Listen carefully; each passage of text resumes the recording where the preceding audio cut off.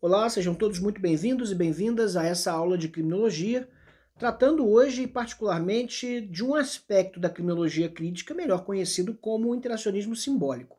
A crítica marxista, que ficou conhecida como criminologia crítica, ela atacava os pressupostos da escola positiva da criminologia, sobretudo o paradigma etiológico, bem como as noções de determinismo genético que envolviam a noção de crime e criminalidade.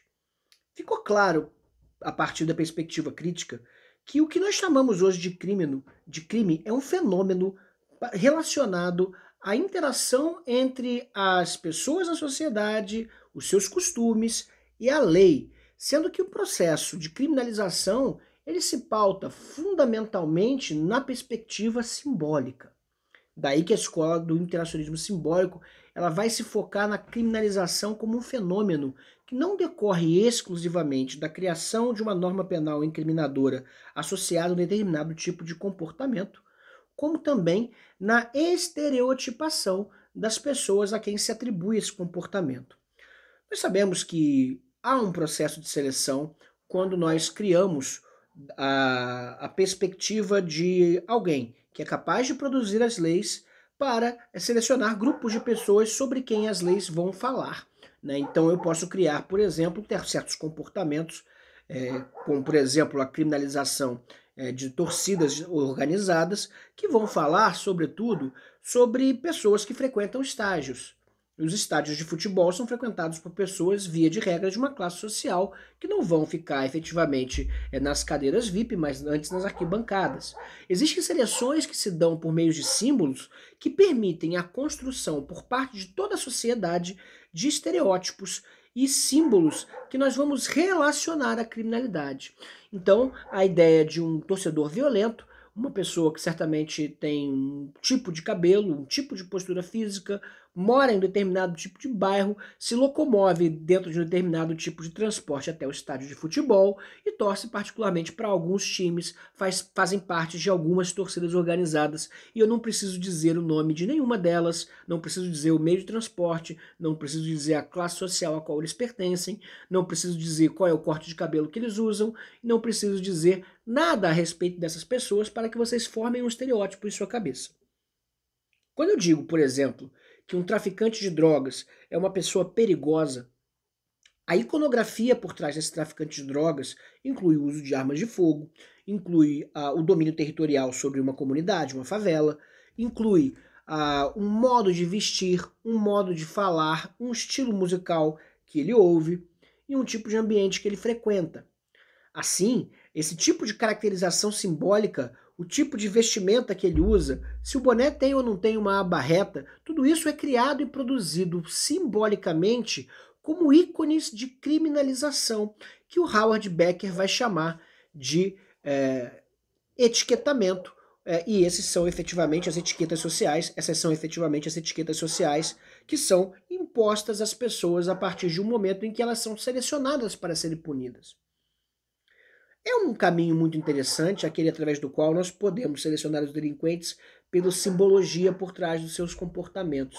Mas, para além do trabalho do Howard Becker, Joseph Gusfield, além de outros autores do interacionismo simbólico, trataram o problema da criação dos delitos de uma perspectiva nova, original, absolutamente interessante, na minha opinião. Como é que nascem efetivamente os crimes? Será que algum dia alguém acorda de manhã e decide, vamos banir tal comportamento da esfera social? Por exemplo, como é que nós vamos, de uma hora para outra, banir, por exemplo, o comportamento de praticar maus tratos contra cães e gatos? Essa parece ser a última movimentação midiática em torno de um tema de criminalização, muito embora nós tenhamos recorrentemente casos em que certos eventos são trazidos à tona, marcando uma pauta no debate público, que se reflete na assim chamada teoria do agendamento. Existe uma questão, existem debates que são recorrentes na sociedade e eles sempre vão pautar esse debate a partir de casos paradigmáticos.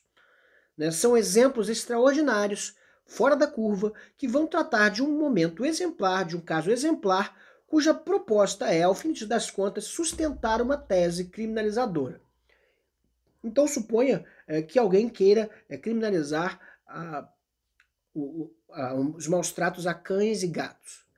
Certamente vão escolher uma história terrível, das milhares que acontecem de maus tratos, envenenamentos, pauladas e tantas outras atrocidades que são praticadas contra os animais de estimação. Vão pegar um caso exemplar, colocar ele no horário nobre, escolher um jornal ou uma mídia social mais contemporaneamente, na qual ela vai ser veiculada à exaustão, até que todas as pessoas estarão imbuídas de um sentimento de indignação coletiva. Afinal de contas, ninguém pode se deixar de se indignar diante do maltrato de um gatinho fofo ou de um animal, de um cachorrinho fofinho, né? É claro que nós podemos pensar diferente se nós estamos falando de sacrificar um pitbull que devorou uma criança. Mas não é esse o caso que vai ser selecionado para fundamentar a criação de um crime na qual as vítimas são os animais. Aqui trata-se de usar a dramatização para recortar a realidade em um pequeno aspecto, daí o que o Roy Wagner vai chamar a nossa cultura ocidental de uma cultura interpretativa, né? Ele vai recortar um pequeno pedaço da realidade, destacá-la e a partir daí tratá-la com música de fundo, com drama, com cortes cênicos, closes, as lágrimas nos olhos de um animal, muito embora ninguém possa efetivamente se questionar quais são os animais que são capazes de produzir lágrimas como reflexo de um sentimento interior e não como reflexo de qualquer outro fato, que não seja efetivamente uma tristeza profunda. Né? O caso paradigmático vai ser levado à exaustão, vai ser pautado no debate e alguém vai assumir o papel de empresário da moral. E aqui o termo que o Gusfield e que o Howard Becker utilizam é moral entrepreneur, sei lá como se fala isso, né? Algo como empreendedor moral. A noção aqui não é que são empresários que assumem esse papel, empresários no sentido de sócios de sociedades empresárias que vão efetivamente são homens de negócios e mulheres de negócios, não é disso que se trata, mas de alguém que vai assumir para si a causa e vai divulgar essa causa numa luta por justiça, uma cruzada moral que vai ser colocada para o debate público a partir de uma perspectiva monodirecional, dramatizada, amplificada pela mídia e pautada rotineiramente como num movimento de agendamento de pautas sociais. É o que a gente vai chamar de agenda setting ou teoria do agendamento. Existem por parte dos grupos sociais de poder uma capacidade de agendar na mídia o momento em que certas pautas são trazidas de volta. Então, o caso do menino João Hélio, que sofreu uma atrocidade já talvez há mais de uma década, é sempre trazido à baila quando nós estamos falando de redução da idade penal.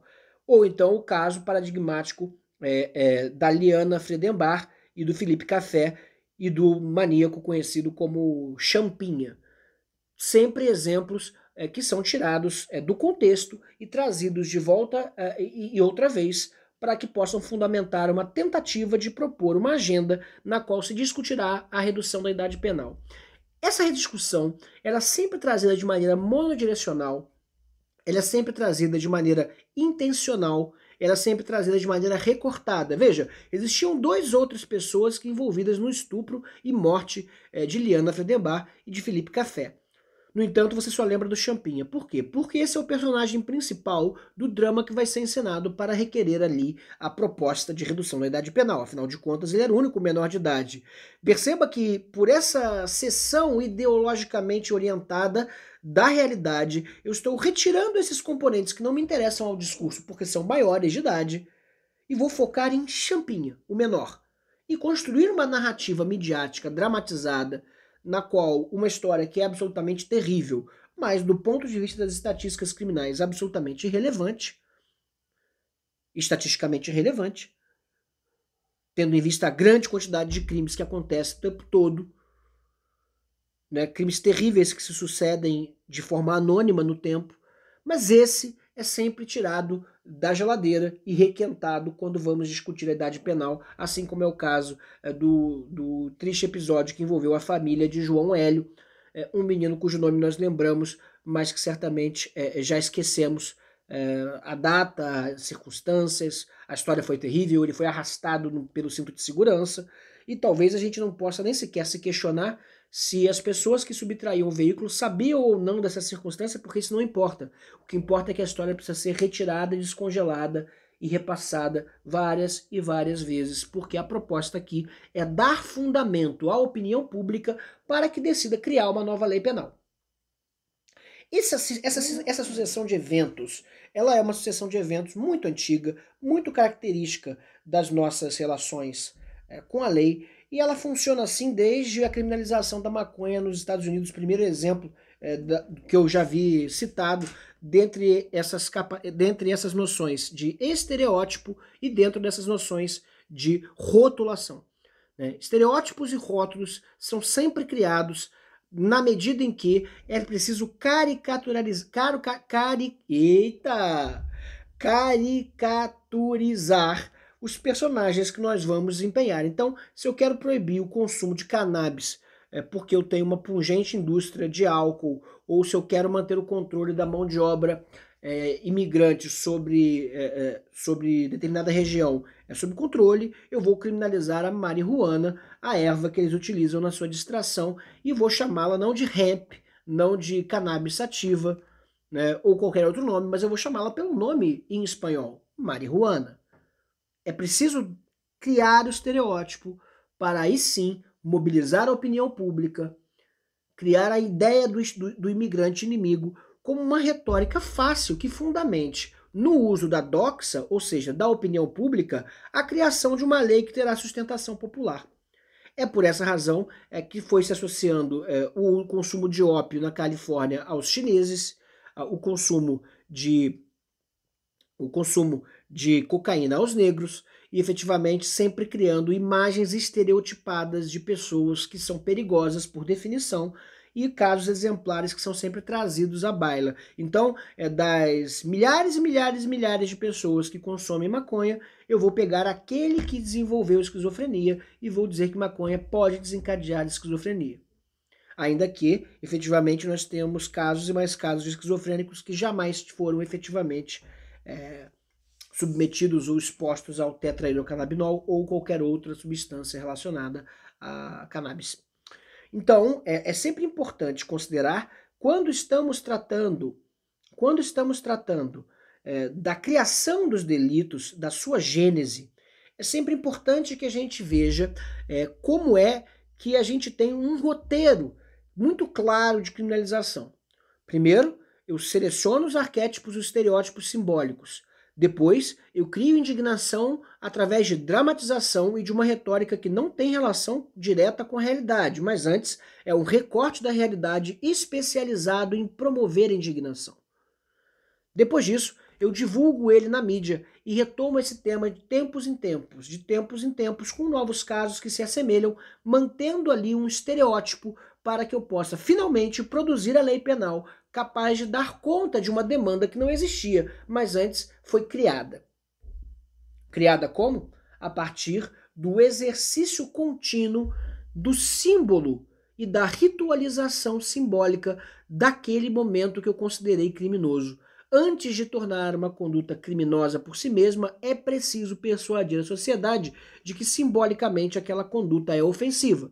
Veja que em si mesmo não existe grandes diferenças entre uma pessoa fumando um cigarro convencional, um cigarro de cannabis ou um charuto. É claro que, se eu estou falando de um charuto, eu posso dizer que esse é um símbolo claramente ligado a momentos de sucesso, muito diferente de um baseado.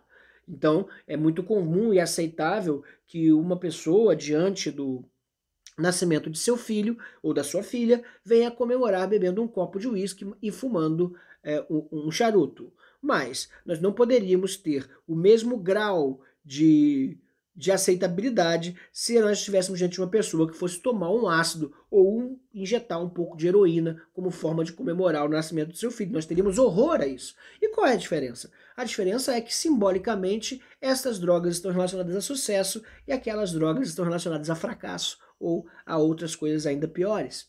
E é justamente essa orientação simbólica que permite que os sentimentos da camada da sociedade que, de fato, vai dar a sustentação para a lei, ou seja, o povo, vai de fato levar a consciência coletiva das pessoas a aceitar o argumento de que tal conduta merece ser criminalizada. Daí que é tão importante para nós na criminologia a teoria da rotulação. O rótulo é fundamental, porque é a partir dele que o inconsciente da sociedade é operado e que nós vamos transformar os discursos simbólicos em máquinas de aprovação de leis penais e, consequentemente, máquina de aprovação de políticos demagogos que utilizam o direito penal e as demandas de segurança de nossa triste e castigada sociedade para se elegerem com mentiras, pois não existe relação entre a criminalização e a diminuição do número de crimes. Muito ao contrário, como nós já sabemos, quando uma lei criminal surge, novos criminosos surgem também. Certo, pessoal? Espero que vocês tenham gostado desse vídeo. Estou aqui à disposição de vocês, como sempre, para tirar as dúvidas nos comentários, nas redes sociais. Se você gostou, se inscreva no canal, ative o sininho e compartilhe com seus amigos, certo? Muito obrigado e até a próxima aula.